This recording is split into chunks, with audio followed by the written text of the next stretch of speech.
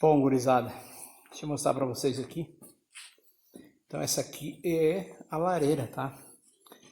Ela tem por dentro 1,82. Ela é enorme. 1,82 por 65 livre. Aqui tem 70, mas depois vai ficar 65 livre, tá, gurizada?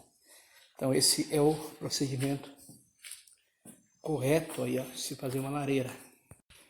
Então aqui eu tenho já a marcação da paginação, você observa aqui, vai sair ali e vai subir então com uma chaminé lá para cima da casa, mas eu vou fazer ela só até aqui.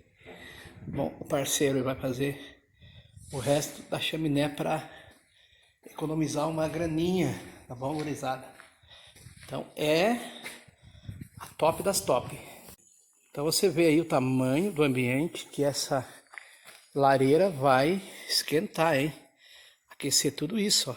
É muito grande essa peça aqui.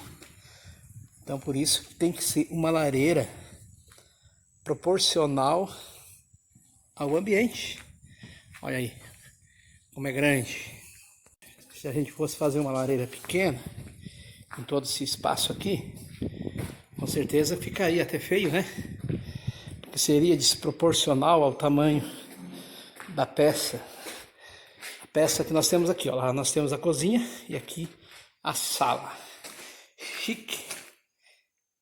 O trem tá bombando.